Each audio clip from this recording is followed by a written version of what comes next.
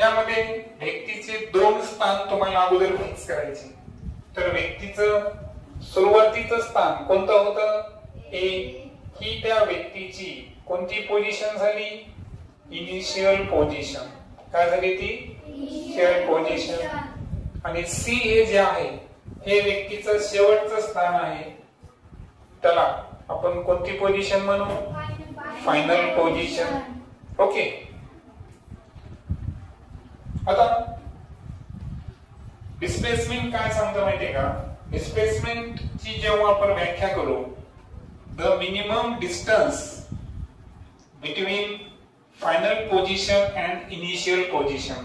म्हणजे डिस्प्लेसमेंट म्हणजे जे शेवटचं स्थान आणि सुरुवातीचं स्थान आहे यामधलं कमीत कमी जे अंतर आहे त्या अंतराला काय म्हणायचं?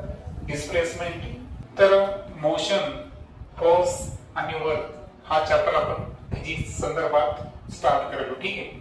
कारण पहिला चॅप्टर आपला बायोलॉजीला आधारित आहे ते आपण नंतर घेऊ. चालतं. आता यामध्ये सर्वात पहिला जो शब्द दिसतो तुम्हाला तर तो आहे मोशन. आता मोशन काय आहे? तर एखादी वस्तू आहे, ती वस्तू जर स्वतःचं स्थान बदलत असेल, पोझिशन बदलत असेल तर अर्थातच ती वस्तू कशामध्ये आहे? मोशन मध्ये आहे. सो आपल्याला मोशन जर डिफाइन करायचं असेल की मोशन काय आहे तर मोशनला आपण फार सोप्या शब्दामध्ये लिहू शकतो की it is the change in position. काय शब्द वापरला मी? Change in position. म्हणजे वस्तूचं स्थान बदलत असेल, लोकेशन बदलत असेल तर अशा वेळेस त्याला आपण काय म्हणता येईल आपल्याला? की ती वस्तू कशामध्ये आहे? मोशन मध्ये आहे. बरोबर. आता मोशनचे काही टाइप्स जे आहेत ते आपण या अगोदर लर्न केलेले आहेत. तुम्हाला माहित आहे की जेव्हा आपण स्टँडर्ड 6 मध्ये मोशन आपण लर्न केलं होतं तर त्यामध्ये आपण त्याचे दोन टाइप्स पाहिले होते. बरोबर. एक होतं लिनियर मोशन आणि दुसरं होतं नॉन लिनियर मोशन. तर मोशनचे दोन मुख्य टाइप जे पाहिले होते आपण, तर पहिलं पाहिलं होतं आपण लिनियर मोशन आणि दुसरं पाहिलं होतं आपण नॉन लिनियर मोशन. बरोबर.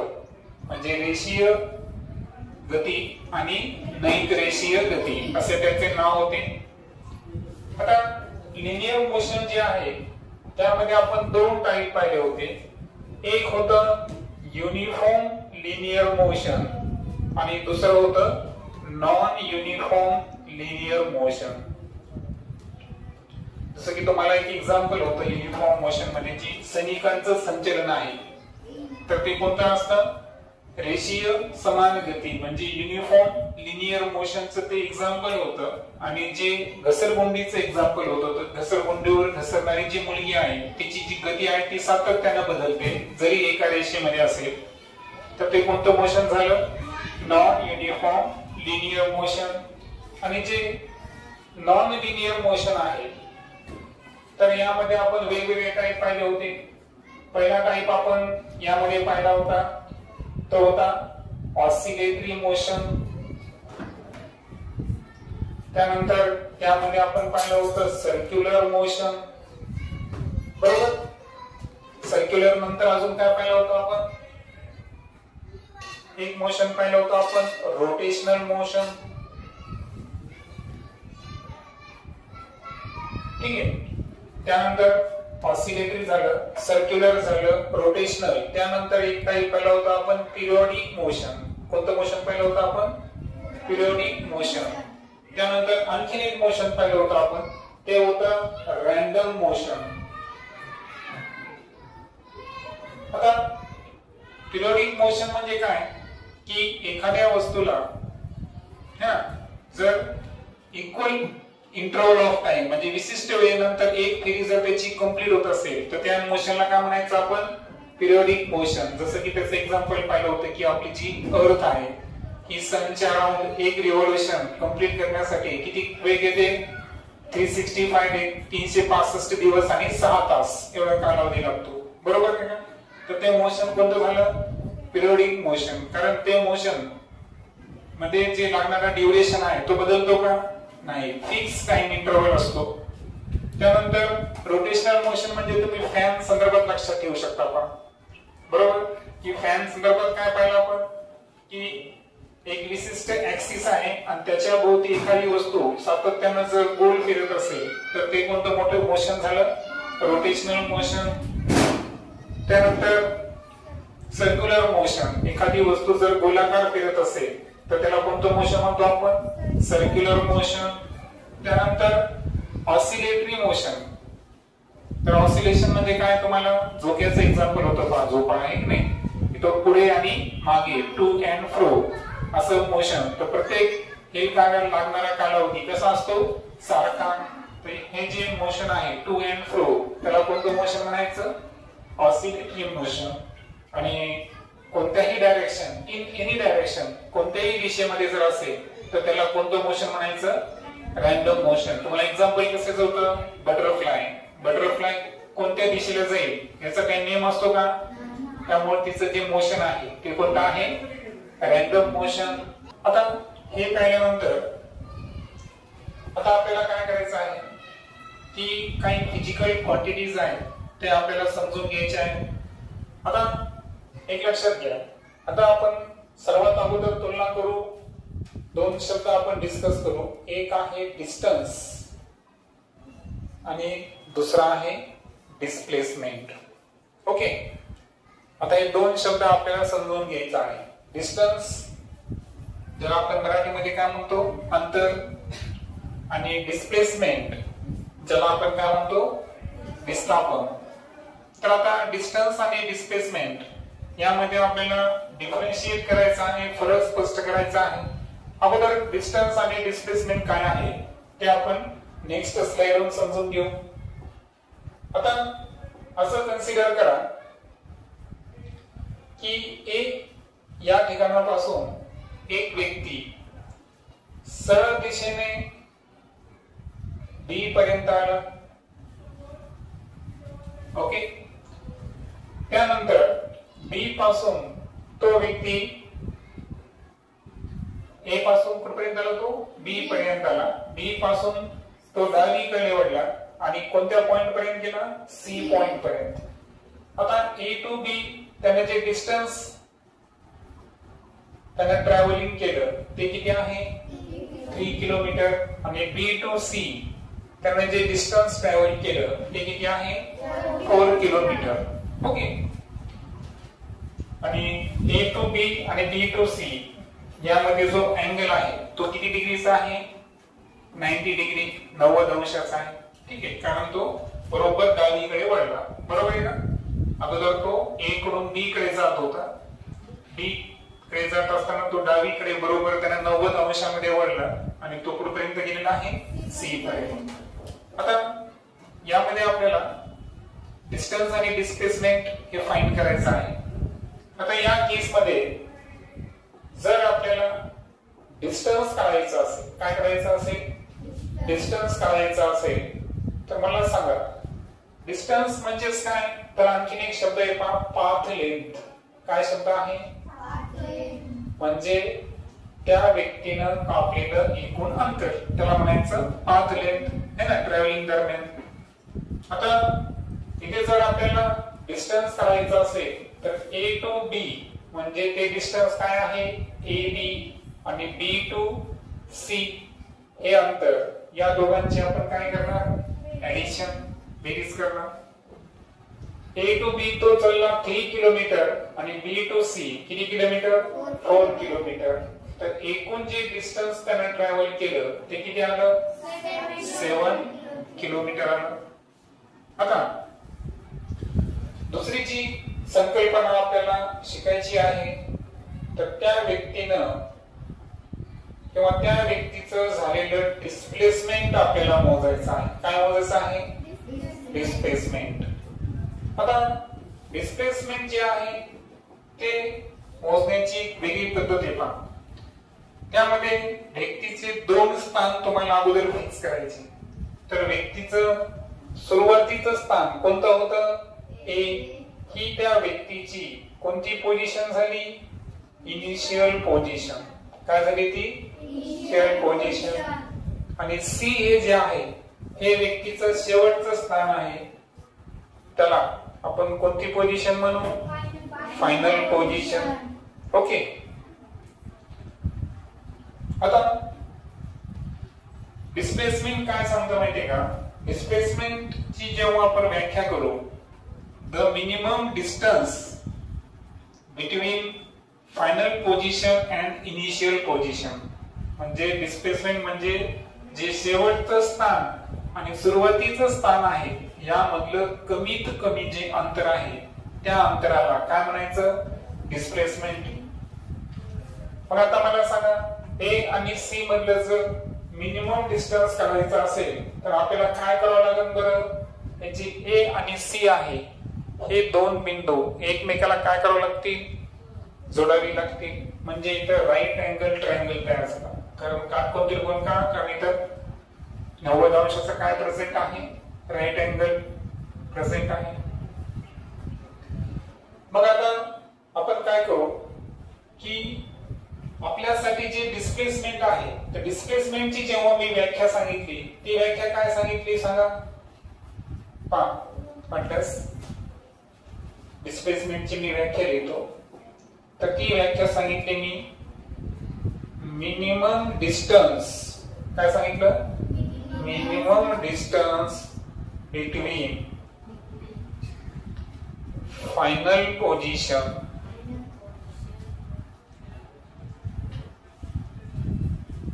and initial position.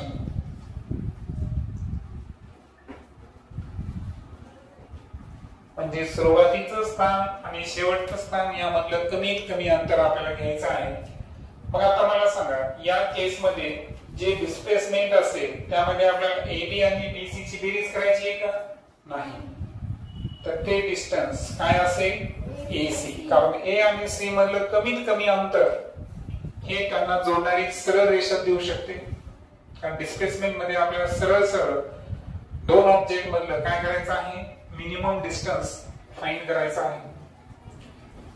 मग आता AC ची किंमत आपल्याला दिली नाही तर मॅथमॅटिक्स मध्ये तुम्हाला पायथागोरस फॉर्म्युला आहे बरोबर? तर पायथागोरस फॉर्म्युला काय सांगतो बरं? वाटल्यास मी तर तुम्हाला थोडस लर्न करून देतो. पायथागोरस जो फॉर्म्युला आहे पायथागोरस थेरम म्हणू आपण त्याला. तर यानुसार जर गेलो आपण तर hypotenuse square is equal to base square plus height square. Okay. आता यामध्ये जर पाहिलं आपण तर हायपोटेनस कोण आहे बरं? हायपोटेनस म्हणजे कर्ण. कर्ण कोण आहे? AC. इथं आपण लिहिणार AC स्क्वेअर. बेस म्हणजे पाया. पाया कोण आहे? BC आहे. सो इथं काय लिहिणार मी? BC square. ओके. आणि त्यानंतर हाईट. हाईट किती आहे? AB. AB चा आपण काय घ्यायचा आहे? स्क्वेअर. सांगा आता BC चं माप किती आहे? 4. 4 चा आपण स्क्वेअर लिहिणार प्लस AB चं किती आहे? 3. 3 चा स्क्वेअर. सांगा 4 चा स्क्वेअर किती आहे? 16 आणि 3 चा स्क्वेअर 9. दोघांची ऍडिशन करा किती? 25. ही किंमत कशाची आली? AC square. कशाची किंमत आली? AC square. पण जर आपल्याला AC फाइंड करायचा असेल तर आपल्याला 25 चं काय घ्यावं लागेल? Square root. सांगा 25 चं स्क्वेअर रूट किती असतं? 5. म्हणजे AC हे डिस्टन्स किती किलोमीटर आलं? 5 किलोमीटर. मग आता या केस मध्ये जेव्हा आपण डिस्प्लेसमेंट काढलं ते होतं AC आणि डिस्प्लेसमेंट किती निघालं बरं? 5 किलोमीटर. म्हणजे याचा अर्थ हा व्यक्ती A to B आणि B to C जो चढला त्यामध्ये जेव्हा आपण डिस्टन्स मोजलं ते डिस्टन्स किती भरलं बरं? 7 किलोमीटर. आणि आणि जेव्हा आपण डिस्प्लेसमेंट कॅल्क्युलेट केलं ते किती भरलं, म्हणजे याचा अर्थ डिस्टन्स हे डिस्प्लेसमेंट पेक्षा कसं आहे, वेगळं आहे, त्यामध्ये फरक आहे. हे तुमच्या लक्षात आलं आता. कारण जेव्हा आपण डिस्टन्सला डिफाइन करू, डिस्टन्सला आपण डिफाइन कसं केलं, पाथ लेंथ म्हणजे एकूण कापलेलं अंतर. मग एकूण कापलेलं अंतर मध्ये आपण AB आणि BC ची बेरीज केली, ते किती निघलं, 7 किलोमीटर. जेव्हा आपल्याला डिस्प्लेसमेंट काढायचं होतं, तर डिस्प्लेसमेंट काय सांगतं, minimum distance between final position and initial position. म्हणजे जे शेवटचं स्थान कोणतं होतं, C, आणि सुरुवातीचं स्थान काय होतं, A. यामधलं कमीत कमी अंतर म्हणजे काय, AC. AC आपल्याला माहित नव्हतं. यामध्ये आपण मॅथमॅटिक्स मधली कोणती कन्सेप्ट यूज केली, पायथागोरस थेरम, आणि त्यानुसार AC ची व्हॅल्यू किती आली, 5. आणि त्यावरून आपल्या लक्षात आलं की डिस्प्लेसमेंट हे किती आहे, 5 किलोमीटर. आता ओव्हरऑल जर पाहिलं आपण तर दोघांमध्ये एक साम्य आहे. पहा, डिस्टन्स जे आहे, डिस्टन्स SI युनिट म्हणजे जे SI एकक आहे ते काय आहे, मीटर. काय आहे, मीटर. आणि जे डिस्प्लेसमेंट आहे, या डिस्प्लेसमेंटचं सुद्धा SI युनिट हे काय आहे, मीटरच आहे. मीटरला आपण कोणतं सिम्बॉल वापरतो, m. म्हणजे डिस्टन्स आणि डिस्प्लेसमेंट. आता लक्षात घ्या, मी इथं किलोमीटर मध्ये मेजरमेंट घेतलेले आहे, परंतु किलोमीटर हे SI एकक आहे का, नाही. तुम्ही लक्षात ठेवायचं, डिस्टन्स आणि डिस्प्लेसमेंट या दोघांमध्ये जे साम्य आहे, सिमिलरिटी आहे, तर दोघांचे SI एकक कसं आहे, सारखं, आणि ते कोणतं आहे, मीटर. मग आता या इन्फॉर्मेशन वरून आपण काय करू, जे फरक सांगायचा होता आपल्याला डिस्टन्स आणि डिस्प्लेसमेंट मधला, तर पहिला फरक काय सांगता येईल बरं, की डिस्टन्स जे आहे, तर यामध्ये आपण काय घेतली बरं, त्या ऑब्जेक्टची टोटल पाथ लेंथ, म्हणजे जेवढं काही अंतर त्यानं पार केलं होतं त्याला काय म्हणलो आपण, डिस्टन्स. आणि डिस्प्लेसमेंट जे आहे, डिस्प्लेसमेंट जे आहे त्याबद्दल काय लिहू शकतो आपण, तर डिस्प्लेसमेंट काय आहे, minimum distance, minimum distance between कोणत्या कोणत्या पोझिशन होत्या, initial position and final position. हा पहिला फरक झाला. दुसरा फरक काय सांगता येईल बरं, की डिस्टन्स जे आहे हे डायरेक्शनवर डिपेंड होतं का, त्यामध्ये दिशेला तो कुठेही गेला, बरोबर आहे का. तर डिस्टन्स मध्ये आपण तो विचार केला का, नाही. तो जिकडे जिकडे चालला तस तसं आपण काय केलं, त्याचं मॅग्निट्यूड म्हणजे किंमत मोजत गेलो, म्हणजे ते डायरेक्शनवर डिपेंड नाही. म्हणून जे डिस्टन्स आहे, आता जे फक्त मॅग्निट्यूडवर डिपेंड असतं त्याला म्हणायचं स्केलर क्वांटिटी. म्हणून डिस्टन्स जे आहे it is a scalar quantity. कोणती क्वांटिटी येते, स्केलर क्वांटिटी. म्हणजे ती फक्त मॅग्निट्यूडवर डिपेंड आहे, ती डायरेक्शनवर डिपेंड आहे का, नाही. पहा, जी भौतिक राशी फक्त मॅग्निट्यूड म्हणजे परिमाणावर आधारित असते, ती डायरेक्शन म्हणजे दिशेवर अवलंबून नसते, त्याला काय म्हणतो आपण, स्केलर क्वांटिटी. आणि जी डिस्टन्स आहे ती कोणती क्वांटिटी आहे, स्केलर. ती दिशेवर अवलंबून आहे का, नाही. परंतु सॉरी एक मिनिट,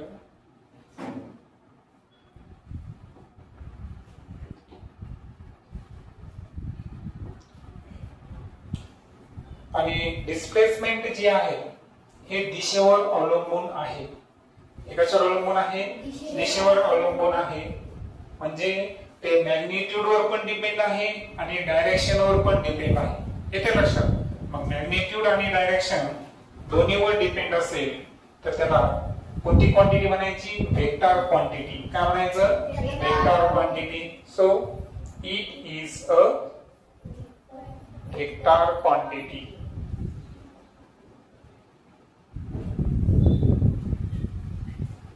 त्यानंतर आणखीन एक तिसरा फरक आपल्याला समजून घ्यायचा आहे. आपण परत येऊ या स्लाइडवर. ठीक आहे. आता एक लक्षात घ्या की आपण कन्सिडर करू की एक ऑब्जेक्ट ए पासून बी पर्यंत गेला आणि बी पासून ए पासून बी पर्यंत समजा तो 10 मीटर गेला. किती मीटर गेला? 10 मीटर. आणि बी पासून पुन्हा ए पर्यंत आला, त्याला ते डिस्टन्स सुद्धा किती मीटर आहे? 10 मीटर. म्हणजे आता पहा, ए पासून तो बी पर्यंत चालला आणि बी पासून कुठपर्यंत आला? तो ए पर्यंत आला. म्हणजे जिथून निघाला होता तिथेच तो आला. बरोबर आहे का?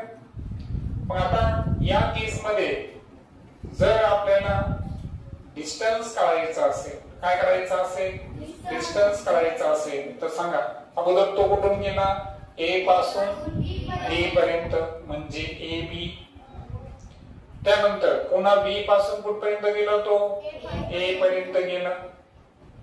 ए बी ची किंमत आहे 10, बी ए ची आहे 10. या केस मध्ये जे डिस्टन्स निघलं ते किती निघलं? 20 मीटर. आता आपण डिस्प्लेसमेंट काढू. मला सांगा आता डिस्प्लेसमेंट साठी काय सांगितलं मी तुम्हाला? इनिशियल पोझिशन आणि फायनल पोझिशन यामधलं अंतर. मला सांगा आपण सुरुवात केली होती बरं, आपली इनिशियल पोझिशन काय होती? ए होती. आपली फायनल पोझिशन सुद्धा काय आहे बरं? ए. म्हणजे वस्तू जिथून निघली होती तिथंच आली. वस्तू जिथून निघाली होती तितकेच आली. त्यामुळं अशा केस मध्ये जर इनिशियल आणि फायनल पोझिशन जर सेम असेल तर अशा वेळेस डिस्प्लेसमेंटची व्हॅल्यू किती असते? 0, 0 असते. लक्षात आलं? पुन्हा एकदा एक एक्झाम्पल सांगतो. एक व्यक्ती आहे समजा, त्या व्यक्तीने काय केलं की एक पॉइंट पासून एका सर्कल मध्ये तो फिरायला. कशामध्ये फिरायला? सर्कल मध्ये तो क्लॉकवाईज फिरायला. त्यानंतर सर्कलची जी रेडियस आहे ती रेडियस आहे समजा 7 मीटर. किती आहे सर्कलची रेडियस? 7 मीटर आहे. आणि आता या व्यक्तीनं एक फेरी पूर्ण केली. काय पूर्ण केली? एक फेरी पूर्ण केली.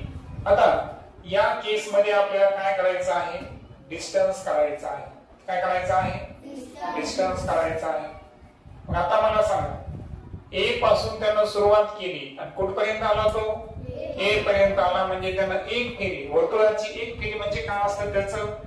सर्कम्फरन्स. म्हणजे काय असतं त्याचा? परिघ. परिघाचं सूत्र काय बरं? 2 पाय आर. मग 2 इंटू पायची किंमत किती आहे? 22/7 इंटू रेडियस किती दिली? 7. 7 ला 7 कटले. या केस मध्ये जे डिस्टन्स आलं ते किती आलं बरं? 44 मीटर. पण आता आपल्याला काय करायचं आहे? डिस्प्लेसमेंट. आता मला सांगा वस्तूची इनिशियल पोझिशन काय होती? ए. शेवटी तो थांबला कुठं? ए वर. इनिशियल आणि फायनल पोझिशन कशा झाल्या? सेम. दोन्ही जर सेम असतील तर डिस्प्लेसमेंट काय असतं? 0. येते लक्षात? मग आता आपल्या पॉइंट कडे येऊ आपण. आपल्याला जो तिसरा पॉइंट लिहिता येईल, डिस्टन्स. अंतर हे 0 असतं का? नाही. पण डिस्प्लेसमेंट हे 0 असू शकतं. पहा,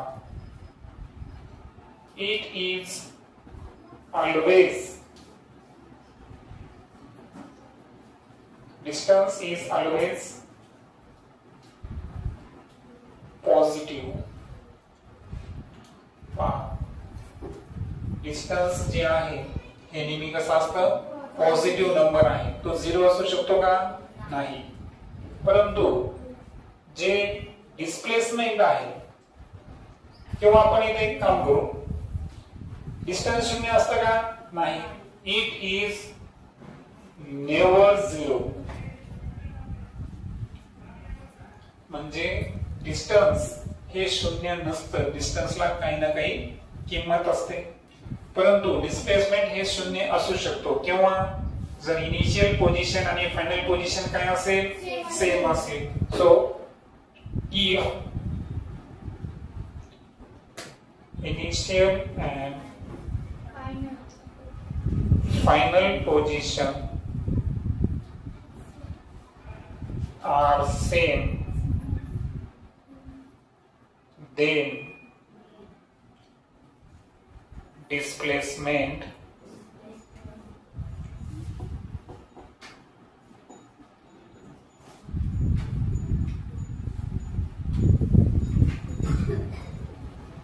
should be किती असतं याच्यामध्ये? 0. येते लक्षात? सो ओव्हरऑल आपण 3 फरक पाहिले आता डिस्टन्स आणि डिस्प्लेसमेंट मध्ये. डिस्टन्स काय आहे? टोटल पाथ लेंथ, कापलेलं एकूण अंतर. Displacement minimum distance between initial and final position. Distance ही कोणती क्वांटिटी आहे? स्केलर. डिस्प्लेसमेंट काय आहे? वेक्टर. डिस्टन्स हे 0 असतं का? नाही. परंतु डिस्प्लेसमेंट हे 0 केव्हा असतं? जर इनिशियल आणि फायनल पोझिशन जर काय असेल? सेम असेल. तशा केस मध्ये डिस्प्लेसमेंट काय असतं? 0. ओके. नेक्स्ट लेक्चर मध्ये आपण स्पीड आणि वेलोसिटी या संदर्भात डिस्कस करू.